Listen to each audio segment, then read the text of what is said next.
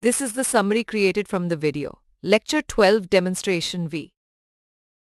In this video, we explore control structures in Java constructs that enable implementing complex logic. The switch case statement allows checking multiple conditions for a variable and executing different code blocks based on its value. The for loop combines initialization, condition checking, and updating the loop variable concisely. The continue statement skips the remaining part of a loop block, jumping to the next iteration for specific conditions. The break statement terminates loop execution before the normal completion condition is met. Together, these control structures like switch, while, do-while loops, and if-else statements empower developers to implement intricate logic in Java programs. Moving on, we delve into scope rules in Java, distinguishing between static and dynamic scopes. A simple example illustrates the switch case statement and control structures used in Java programs.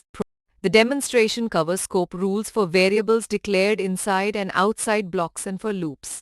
The concept of class and instance variables is introduced to illustrate global variables in Java. We also explore instance methods that require object creation and class methods that can be accessed without object creation. Next, we dive into writing recursive programs in Java. The factorial calculation is implemented recursively to demonstrate the concept. A recursive program is presented to print the Fibonacci series, taking user input for the number of terms. Another recursive program calculates the greatest common divisor GCD of two integers, with error handling for non-integer inputs. An example program traces recursive function calls, showing the termination condition and output.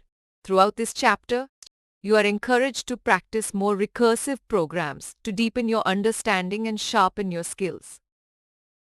In conclusion, control structures enable the implementation of complex logic in Java programs. Scope rules define the accessibility and lifecycle of variables. Recursion simplifies coding for repetitive operations, as demonstrated through examples like the Fibonacci series and GCD calculations, while switch cases offer efficient conditional branching.